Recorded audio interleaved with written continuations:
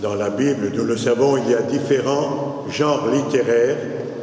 Il y a des récits historiques, il y a des prières, des psaumes, il y a des réflexions de sagesse, des contes théologiques comme Job ou Jonas. Et dans les évangiles aussi, tout n'est pas au même niveau. L'histoire de Jésus ne commence pas à Bethléem, mais là où l'on croit qu'elle se termine, à sa mort et à sa résurrection. Les premiers écrits du Nouveau Testament sont les lettres de Paul, et Paul ne dit rien sur l'enfance de Jésus. La seule chose qu'il dit est que nous avons entendu le 1er janvier, Dieu a envoyé son Fils, né d'une femme. Il ne dit même pas le nom de Marie, une femme. Et nous savons qu'il y a 2 évangiles sur 4 qui ne parlent nullement de l'enfance de Jésus. Et les récits de l'enfance en Saint Matthieu ou en Saint Luc ont été écrits à la lumière de la mort et de la résurrection du Seigneur. Et ces récits ne sont pas d'abord des récits historiques, au sens où on l'entend aujourd'hui, ce sont, on pourrait dire, des récits théologiques, un peu comme les récits du début du monde, de la création du monde par Dieu. On pourrait dire que les évangiles de l'enfance de Jésus, que nous rapportent Matthieu et Luc, n'ont d'autre but que de nous amener à cette question qui traverse tous les évangiles. Pour vous, qui suis-je? Cet homme, ce bébé, cet homme, cet enfant, est-il bien le Messie, le Sauveur non seulement d'Israël, mais de tous les peuples?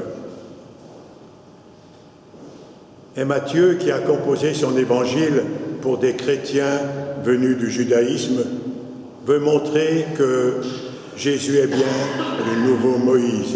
Il est venu accomplir les Écritures. Le nouveau Moïse qui fait sortir tous les peuples de l'esclavage. Il est parti en Égypte et il a été sauvé de la main du Pharaon ou d'Hérode, le nouveau Pharaon.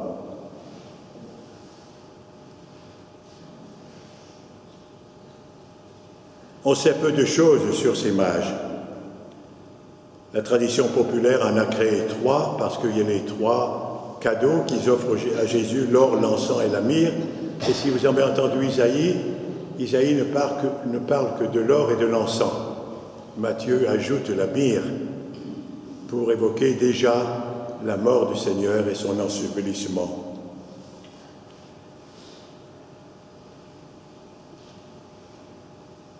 L'Évangile ne nous dit pas d'où ils viennent exactement.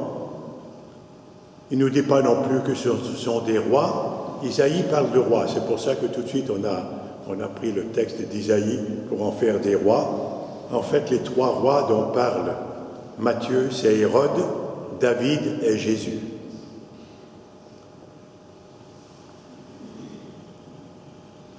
Ils ont vu une étoile. Alors on dit que de ce temps-là, on disait quand il y avait un grand personnage qui apparaissait, il y avait une étoile dans le ciel pour manifester sa naissance. Mais je pense que pour Matthieu, qui est un bon juif, qui connaît les Écritures, cette étoile rappelle plutôt celle que a vue le prophète Balaam. Je ne sais pas si vous avez été voir dans le livre des Nombres, c'est une histoire très très intéressante. Balaam, un prophète païen, il est envoyé par un roi pour maudire Israël. Et nous savons que c'était très important, la bénédiction ou la malédiction. Donc il est envoyé pour maudire Israël, mais à la suite, Balaam finalement, avec l'aide de son ânesse aussi, il comprend que ce n'est pas cela qu'il doit faire. Il ne doit pas maudire, mais bénir.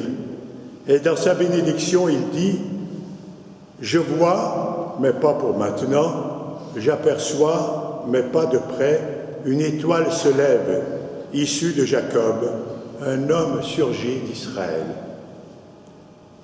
C'est un récit qui se passe du temps de l'Exode, et donc certainement que Matthieu, je ne sais pas, il faudra lui demander quand on le verra, il pense à cette étoile dont parle le prophète Balaam.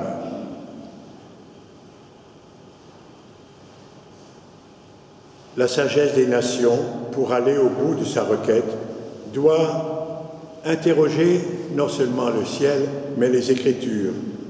Et finalement, ce sont les Écritures qui mettent les mages sur le bon chemin. Hérode, les chefs des prêtres et les scribes, et le récit de Matthieu en dit, ainsi tous les grands prêtres, tout Jérusalem, ils savent interpréter les Écritures, ils savent les lire, mais ils ne bougent pas. Ils restent assis sur leur chaise de professeurs ou de théologiens. Ça ne les dérange pas, mais ils connaissent ce qui doit arriver. Ça nous arrive, nous aussi, bien souvent. Je ne sais pas vous, mais moi, on connaît les Écritures, on connaît l'Évangile, mais ça ne nous dérange pas beaucoup, souvent. Il est intéressant aussi de noter que Hérode va chercher à tuer Jésus, comme autrefois Saül va chercher à tuer David, un jeune guerrier qui lui fait concurrence. Et il emploie les mêmes expressions. « Allez vous renseigner ». Saül dira la même chose. La jalousie, la peur de perdre le pouvoir, pour Saül comme pour Hérode.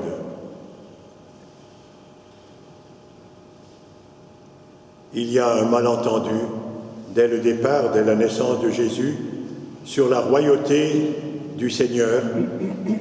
Et nous savons que cela ira en s'aggravant jusqu'à sa condamnation à mort, où Pilate pourra écrire « Celui-ci est Jésus, le roi des Juifs ». L'inscription qui est une moquerie un peu pour les Juifs comme pour Jésus. À peine né, celui que les anges ont annoncé comme prince de la paix, le sauveur, est suspecté, perçu même comme un intrus, un fauteur de troubles, une menace pour le pouvoir en place. Et parmi les présents, comme je disais tout à l'heure, il y a l'or, qui est l'or symbole de la royauté, l'encens, pour honorer Dieu en encens, et puis la myrrhe, parfum réservé à l'ensevelissement. Et ces trois cadeaux sont un peu comme une profession de foi dite de manière symbolique. Cet enfant qui est avec sa mère est bien le roi de l'univers. Il est aussi le Fils de Dieu. Il est aussi cet homme qui sera conduit à la mort et enseveli. Au cœur de ce récit, on peut dire, il y a l'enfant et sa mère. L'enfant, un roi presque nu, dépouillé de tout protocole, de toute mise en scène, dans une maison et pas dans un palais, sans serviteur, sauf sa mère qui veille sur lui. Il est sans parole encore, mais l'Écriture parle déjà de lui et parle pour lui, et Matthieu le souligne plusieurs fois de différentes manières. Et ces mages représentent toutes les nations de la terre, donc nous représentent nous aussi. Et ils se sont mis en route comme Abraham, comme Moïse, comme Marie, sans savoir où ils allaient, mais l'étoile les a conduits à Jérusalem, les a conduits à scruter, à se laisser éclairer par l'Écriture pour trouver cet enfant, ce roi, le roi du monde. L'épiphanie, c'est, on pourrait dire, la fête missionnaire par excellence. C'est la fête des disciples missionnaires que nous sommes tous. Le chemin des mages, c'est le chemin de notre vie chrétienne. Pèlerin d'espérance, il y a encore le bateau là qui est devant, mais ce soir il va disparaître jusqu'à le prochain jubilé. Je ne sais pas si on sera là, c'est pas sûr. Mais c'est c'est ce chemin que nous avons à faire, même si le jubilé se termine. Nous sommes toujours sur cette route de l'espérance qui marche avec la foi et la charité et l'amour. C'est le chemin de la joie, et nous chantons aujourd'hui cette joie, la joie de tous les peuples païens qui ont marché vers le Seigneur et qui marchent vers le Seigneur, le chemin de notre joie.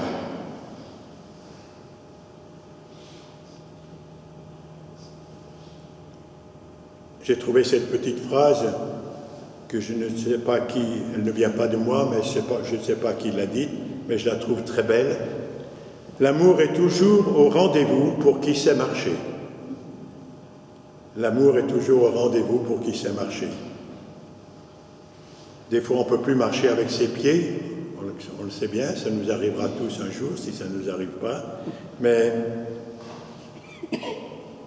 notre cœur doit être en marche, notre espérance doit être en marche. Le Seigneur, il nous appelle tous à partager sa vie, son royaume, et il nous attend tous dans sa maison.